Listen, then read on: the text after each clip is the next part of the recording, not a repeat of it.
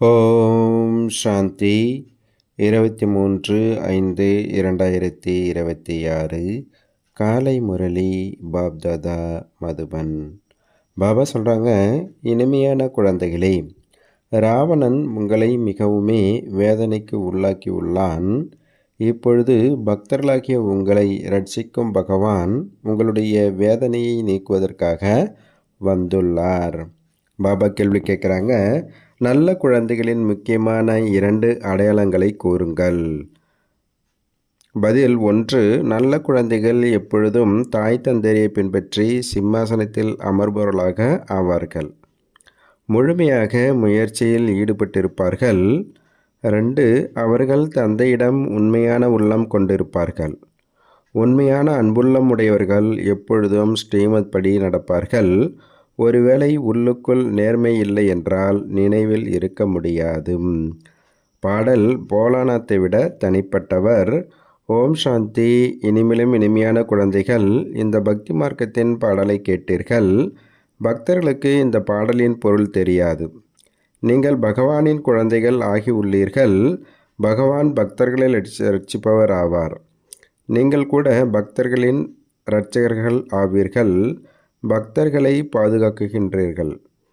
பக்தர்கள் மீது ஏதோ ஆபத்து இருக்கும் காரணத்தால் ரட்சிப்பதற்காக பகவானை அழைக்கின்றார்கள். பக்தர்களுக்கு ராவணனால் நிறைய துக்கம் உள்ளது. ராவண சம்பிரதாயம் துக்கங்களால் பீடிக்கப்பட்டுள்ளது. எனவே போலாநாத்தை நினைவு செய்கிறார்கள். அது ராவண சம்பிரதாயமாகும். இது ராம சம்பிரதாயமாகும். நம்மை காப்பவர் யார் என்பது பக்தர்களுக்கு தெரியவே தெரியாது. போலாநாத் இரட்சகர் ஆவார் என்று பாடவும் செய்கிறார்கள். ஆனால் என்ன பாதுகாப்பு அளிக்கின்றார் என்பதை அறியாமல் உள்ளார்கள். போலாநாத் சிவபாபா தான் கெட்டுப்போனதை சீரமைப்பவர் ஆவார் என்பதை குழந்தைகளாகிய நீங்கள் இப்பொழுது புரிந்துள்ளீர்கள். பகவான் என்று யார் அழைக்கப்படுகின்றார் என்பது உலகத்திற்கோ தெரியாது. பகவானை பற்றி தெரிந்திருந்தால் பின் பகவானின் படைப்பின் முதலிடை கடை பற்றி கூட தெரிந்திருக்க வேண்டும். பகவானை பற்றியும் தெரியவில்லை, படைப்பை பற்றியும் தெரியவில்லை. எனவே இப்பேற்பட்ட மனித சம்பிரதாயத்திற்கு குருடு என்றும் கூறப்படுகின்றது. மறுபக்கம் நீங்கள் இருக்கின்றீர்கள். உங்களுக்கு திவ்ய திருஷ்டி கிடைத்துள்ளது. இப்பொழுது உங்கள் பெயரே பிரம்மா குமார் குமாரிகள் என்பதாகும். பெயர் பலகையில் கூட பிரம்மா குமாரிகள் ஈஸ்வரிய விஸ்வ வித்யாலயம் என்று பெயர் எழுதப்பட்டுள்ளது. பிரம்மா குமாரிகள் மட்டும் இருக்க முடியாது. பிரஜாபிதா பிரம்மா ஆவார் அல்லவா? தந்தையிடம் ஆண் குழந்தைகள் மற்றும் பெண் குழந்தைகள் இருவரும் இருப்பார்கள். பிரஜாபிதா பிரம்மாவிற்குத்தான் இத்தனை அதிகமான குழந்தைகள் இருக்க முடியும். எனவே இவர் எல்லையில்லாத தந்தையாவார் என்பதை புரிந்திருக்க வேண்டும். பிரம்மா விஷ்ணு சங்கரரை கூட படைப்பவர் தந்தையே ஆவார் என்பதையும் அறிந்துள்ளீர்கள். அவர் நிராகாரமானவர் என்று கூறப்படுகின்றார். இவர் எல்லையில்லாத தந்தையாவார்.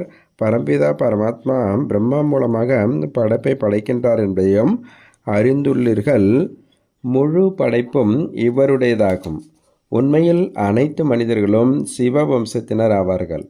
இப்பொழுது நீங்கள் பிரஜாபிதா பிரம்மாவின் குழந்தைகள் ஆகியுள்ளீர்கள். இது புதிய படைப்பாகும். பரமபிதா பரமாத்மா பிரம்மா மூலமாக படைப்பை படைக்கின்றார்.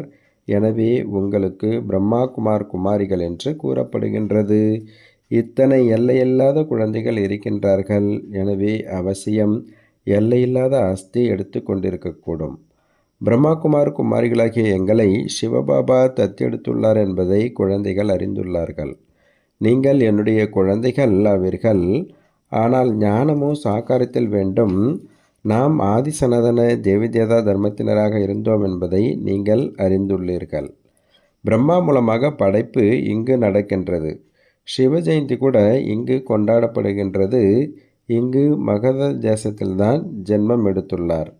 இந்த தேசம் மிகவும் தூய்மையான சொர்க்கமாக இருந்தது என்று தந்தை கூறுகின்றார். இப்பொழுது இதற்கு நரகம் மகத தேசம் என்று கூறப்படுகின்றது. மீண்டும் சொர்க்கம் ஆக வேண்டியுள்ளது. சிவபாபா நமக்கு மீண்டும் ராஜயோகம் கற்பித்து தூய்மையாக ஆக்குகிறார் என்பது குழந்தைகளாகிய உங்கள் புத்தியில் உள்ளது. பதித்த பாவனர் பக்தர்களின் இரட்சகர் பகவான் என்று பாடவும் செய்கிறார்கள். பக்தர்கள் தான் அழைக்கின்றார்கள். பதித்தமாக இருந்தும் கூட தங்களை பதித்தர்கள் என்று உணர்ந்திருப்பதில்லை. நீங்கள் எல்லோரையும் பதித்தமானவர்கள் என்று தந்தை புரிய வைக்கின்றார். பாவன உலகம் என்று சத்தியுகத்திற்கும் பதித்து உலகம் என்று கலியுகத்திற்கும் கூறப்படுகின்றது. தந்தை உங்களுக்கு எல்லாமே சரியானதை கூறுகின்றார். எந்த பொருளும் லட்சணக்கான வருடங்களுடையதாக இருக்காது. மனிதர்கள் கோரமான இருளில் இருக்கின்றார்கள். கலியுகமோ இப்பொழுது சிறிய குழந்தை என்று நினைக்கின்றார்கள். மேலும் நீங்கள் சாவு எதிரிலேயே உள்ளது என்பதை அறிந்துள்ளீர்கள். இருள் மற்றும் வெளிச்சத்தின் வர்ணனை சங்கமத்தில்தான் செய்யப்படுகின்றது. இப்பொழுது நீங்கள் மிகுந்த பிரகாசத்தில் வந்துள்ளீர்கள். சத்தியுகத்தில் நீங்கள் இந்த வர்ணனை செய்ய முடியாது. அங்கு இந்த ஞானமே இருக்காது. இச்சமயம் தந்தை வந்து குழந்தைகளுக்கு புரிய வைக்கின்றார். நீங்கள் சத்தியுகத்தில் சூரிய வம்ச குடும்பத்தினராக இருந்தீர்கள்.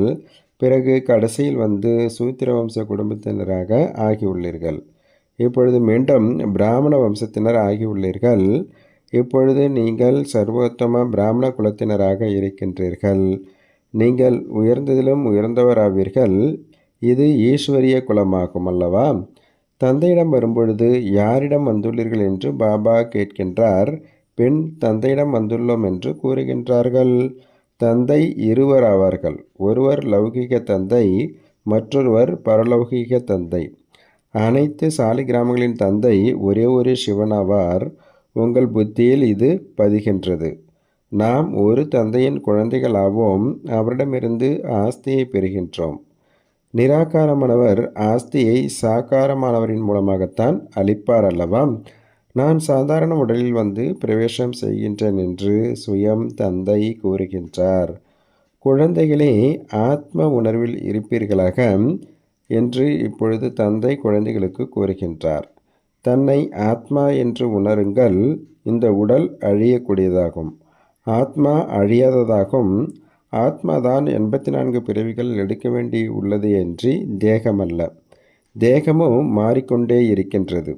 பிறகு வேறு நண்பர்கள், உறவினர்கள் கிடைக்கின்றார்கள். இப்பொழுது ஆத்மா பரம்பிதா பரமாத்மா மூலமாக எல்லையில்லாத தந்தையிடமிருந்து ஆஸ்தியை பெற வேண்டி உள்ளது. நீங்கள்தான் கேட்டு பிறகு தாரணை செய்கிறீர்கள். சமஸ்காரம் உங்களது ஆத்மாவில் உள்ளது. ஆத்மாவில் தான் சமஸ்காரம் இருக்கும். அப்படியின்றி சரீரத்தின் சமஸ்காரம் என்று கூறமாட்டார்கள். உங்களுடைய ஆத்மாவின் சமஸ்காரம் தமோ பிரதானமாக உள்ளது. அதை இப்பொழுது மாற்ற வேண்டும். காயா கல்பதரு என்று கூறப்படுகின்றது. காயா என்றால் உடல். கல்ப விருஷத்திற்கு சமமானதாக ஆகின்றது. ஆயுள் கூட நீண்டதாக இருக்கும். இங்கு ஆயுள் மிக குறைவாக இருக்கிறது என்பதை நீங்கள் அறிந்துள்ளீர்கள். சிறிய ஆயுளிலேயே உட்கார்ந்தபடியே அகால மரணம் ஆகிவிடுகின்றது. இப்பொழுது நீங்கள் காலன் மீது வெற்றி அடைகின்றீர்கள். அங்கு காலன் ஒரு பொழுதும் உயிரை குடிக்க மாட்டான். காலம் தவறி ஒரு பொழுதும் சரீரம் விடுபடாது. இப்பொழுது இந்த சரீரம் முதுமை அடைந்துள்ளது. இதை விட்டுவிட்டு புதியதை எடுக்க வேண்டும் என்பதை நீங்கள் அறிந்திருப்பீர்கள். சரீரம் விடும்பொழுது கூட வாத்தியங்களை இசைப்பார்கள். ஜன்மம் எடுக்கும் பொழுது கூட இசைப்பார்கள். அங்கு அழ வேண்டிய விஷயமே இருக்காது. உங்களுக்கு வண்டியினுடைய உதாரணம் கூட புரிய வைக்கப்பட்டுள்ளது. நீங்கள் பிராமணிகள் ஆவீர்கள். பிராமணி மற்றும் பிரம்மரி ராசி ஒத்து வருகின்றது. வண்டு என்ன காரியம் செய்கிறதோ அதையே நீங்களும் செய்கிறீர்கள். அதிசயம் அல்லவா? வண்டினுடைய உதாரணம், ஆமையின் உதாரணம், பாம்பினுடையது இவையெல்லாம் சாஸ்திரங்களில் உள்ளது. சன்னியாசிகள் ஆகியோரும் இந்த உதாரணத்தை அளிக்கின்றார்கள். இப்பொழுது குழந்தைகளாகிய நீங்கள் தந்தை மூலமாக இவை அனைத்தையும் புரிந்து கொண்டிருக்கின்றீர்கள்.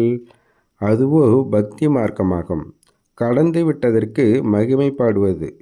இதற்கு பிறகு பின்னால் மகிமை உண்டாகும். இச்சமயத்தில்தான் தந்தை இந்த உடலுக்குள் வருகின்றார். பிரம்மாவிற்கு பகவான் என்று கூறப்படுவதில்லை. அது பிறகு குருட்டு நம்பிக்கை என்று கூறப்படுகின்றது. ராமரை கிருஷ்ணரை பகவான் என்று நினைக்கும் அப்பேற்பட்ட மனிதர்களும் இருக்கின்றார்கள். கிருஷ்ணரையும் ராமரையும் கூட சர்வவியாபி என்று கூறிவிடுகிறார்கள். ஒருவர் கிருஷ்ண வழியினர், ஒருவர் ராதை வழியினராக இருப்பார்கள். ராதை வழியினர் எங்கும் ராதையே ராதை என்று கூறுவார்கள். கிருஷ்ண வழியினர் எங்கு பார்த்தாலும் கிருஷ்ணரே கிருஷ்ணர் என்பார்கள். ராமரின் வழியினர் ராமரே ராமர் என்பார்கள். ராமரை கிருஷ்ணரை விட பெரியவர் என்று நினைக்கிறார்கள். ஏனெனில் ராமரை திரேதாவிலும் கிருஷ்ணரை துவாபரத்திலும் எடுத்து சென்றுள்ளார்கள். எவ்வளவு அறியாமை என்றார் பாபா. இப்பொழுது தந்தை குழந்தைகளாகிய உங்களுக்கு புரிய வைத்து கொண்டிருக்கின்றார். எத்தனை ஏராளமான பிரம்மாகுமார் குமாரிகள் இருக்கின்றார்கள். அவசியம் எல்லையில்லாத தந்தையும் இருப்பார். நீங்கள் யாரிடம் வேண்டுமானாலும் கேட்கலாம். எப்பொழுதாவது பிரஜாபித பிரம்மாவின் பெயரை கேட்டிருக்கின்றீர்களா? தந்தை சொர்க்கத்தின் புதிய படைப்பை படைத்துள்ளார். பிரம்மா மூலமாக பிராமணர்கள் என்றும் பாடப்பட்டுள்ளது. பிராமணர்களாகிய நீங்கள் அனைவரும் பிரம்மாவின் முக வம்சாவழி ஆகாதவரை பாட்டனாரின் ஆஸ்தியை எடுக்க முடியாது. எல்லையில்லாத குழந்தைகள் எல்லையில்லாத ஆஸ்தியை தந்தையிடமிருந்து தான் எடுக்கிறார்கள். உண்மையில் எடுத்திருந்தீர்கள். உண்மையில் சொர்க்கவாசியாக இருந்தீர்கள். இப்பொழுது நரகவாசி ஆகிவிட்டுள்ளீர்கள். இப்பொழுது மீண்டும் பிரஜாபிதா பிரம்மா மூலமாக பரமபிதா பரமாத்மா விஷ்ணுபுரி சொர்க்கத்தை படைத்து கொண்டிருக்கின்றார். எவ்வளவு சுலபமானது! இதற்கு முன்பு உங்களுக்கு இந்த ஞானம் இருந்ததா என்று சிவபாபா கேட்கின்றார். எனக்குள் இந்த ஞானம் இருக்கவில்லை என்று இவருடைய ஆத்மாதான் கூறுகின்றது. நான் கூட விஷ்ணுவின் பூசாரியாக இருந்தேன். பூஜைக்குரியவராக இருந்த நாம் தான் இப்பொழுது வந்து பூசாரியாகி உள்ளோம்.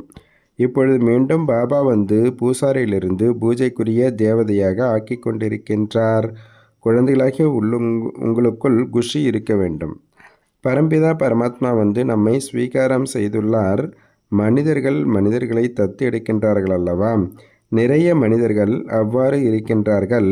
அவர்கள் தங்களுக்கென்று குழந்தைகள் இல்லாத பொழுது தத்து எடுக்கின்றார்கள்.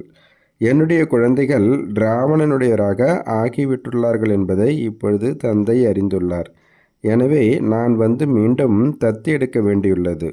பிரம்மா மூலமாக தன்னுடைய குழந்தைகளை தத்து எடுக்கின்றார். இந்த தத்து எடுப்பது எவ்வளவு அதிசயமாக உள்ளது! சிவபாபா நம்மை பிரம்மா மூலமாக ஸ்வீகாரம் செய்துள்ளார் என்பதை நீங்கள் தான் அறிந்துள்ளீர்கள். நான் குழந்தைகளாகிய உங்களுக்கு எல்லையில்லாத சுகத்தின் ஆஸ்தி அளிப்பதற்காக உங்களை தத்தெடுத்துள்ளேன் என்று சிவபாபா கூறுகின்றார். இந்த பிரம்மாவோ அழிக்க முடியாது. இவரும் மனிதர்தானே. பிரஜாபிதா பிரம்மா மனிதர்கள் இந்த ஞானத்தை அளிப்பதில்லை. ஞானக்கடலான நிராகார பரம்பிதா பரமாத்மா தான் வந்து இந்த ஞானத்தை அளிக்கின்றார். பிரம்மாவையோ அல்லது விஷ்ணுவையோ ஞானக்கடல் என்று கூறப்பட மாட்டாது. இந்த மூவருடைய மகிமையும் தனியாகும்.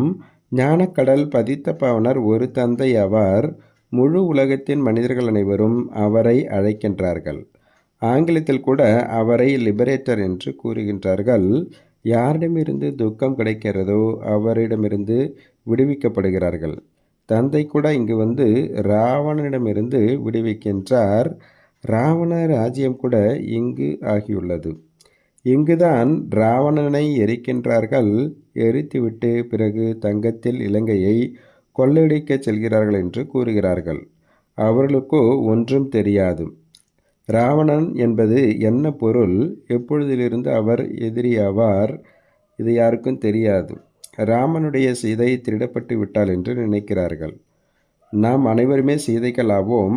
நாம் ராவணனுடைய சிறையில் மாட்டி இருக்கின்றோம் என்று நினைப்பது கிடையாது. இந்த ஞானம் யாரிடமும் இல்லை. உட்கார்ந்து கதைகளாக கூறுகிறார்கள்.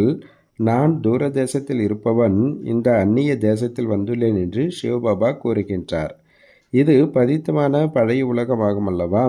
இது ராவணனின் உலகமாகும். ஹே பாபா, வாருங்கள், நாங்கள் பதித்தமாக ஆகிவிட்டுள்ளோம் என்று அழைக்கவும் செய்கிறார்கள்.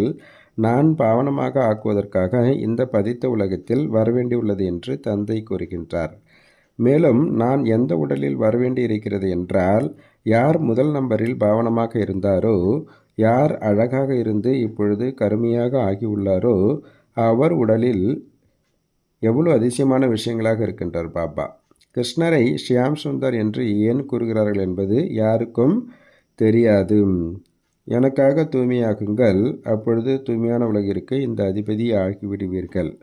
என்னை நினைவு மட்டும் செய்யுங்கள் மற்றும் பவித்திரமாக ஆகுங்கள். தந்தையை நினைவு செய்யுங்கள், அப்பொழுது அரசாட்சி உங்களுக்கு கிடைக்கும். இது சகஜ ராஜயோகம், சகஜ ராஜ்யமாகும். குழந்தை பிறந்த உடனேயே ஆஸ்திக்கு உரிமையாளர் ஆகிவிடுகின்றார். இங்கு கூட நாம் தந்தையினராக ஆகி உள்ளோம். எனவே சொர்க்கத்தின் ராஜ்யத்திற்கு நாம் உரிமையாளர் ஆவோம் என்பதை குழந்தைகள் அறிந்துள்ளார்கள். இப்பொழுது சதோப்பிரதான நிலையிலிருந்து நீங்கள் தமோப்பிரதானமாக ஆகிவிட்டுள்ளீர்கள் என்று தந்தை கூறுகின்றார்.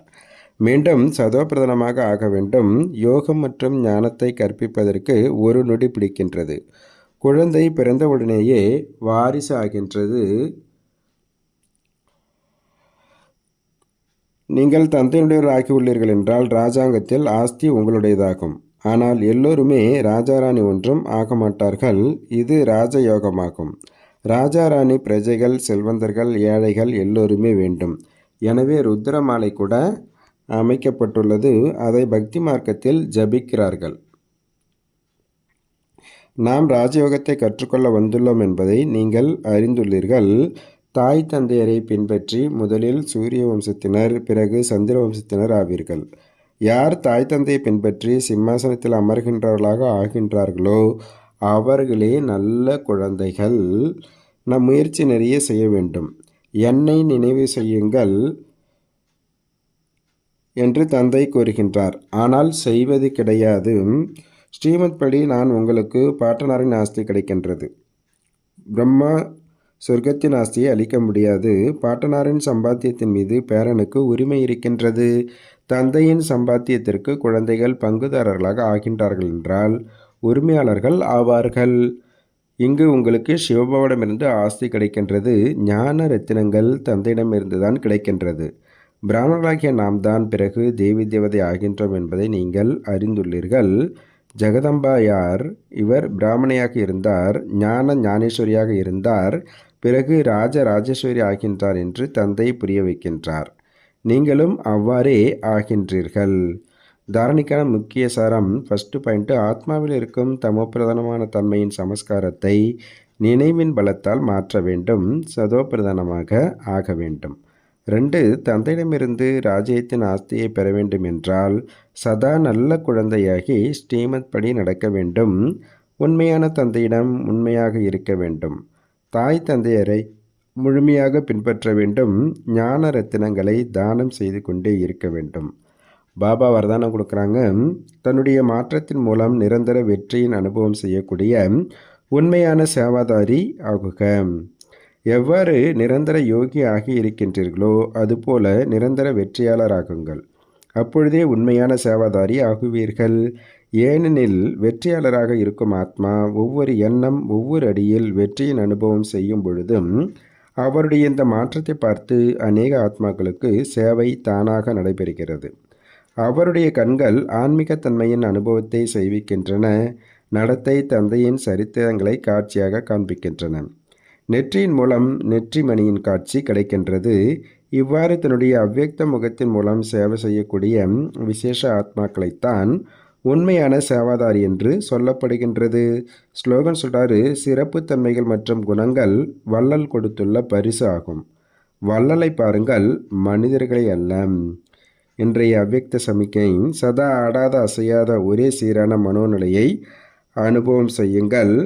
ஆன்மீக ஸ்திதியின் பயிற்சியின் மூலம் வாயுமண்டலத்தை ஆன்மீகமானதாக ஆக்குங்கள். அப்பொழுது மற்ற அனைத்து விஷயங்களும் தானாகவே சரியாகிவிடும். அனைவரும் ஒரு வழிப்படி நடப்பவர்களாக மற்றும் ஏக்ரஸாக ஆகிவிடுவார்கள். பிறகு மாயையும் வராது. ஏனெனில் வாயுமண்டலம் சக்திசாலினதாக இருக்கும். வாயுமண்டலத்தை சக்திசாலியாக்குவதற்காக நினைவு செய்வதற்கான நிகழ்ச்சி வைத்திருங்கள் மற்றும் தங்களுக்குள் முன்னேற்றத்திற்கான கலந்துரையாடல் வகுப்புகள் நடத்துங்கள் என்றார் பாபா. அன்பான சந்திப்பு செய்யுங்கள். தாரணைக்கான வகுப்புகள் நடத்தினீர்கள் என்றால் வெற்றி கிடைத்துவிடும். நல்லது.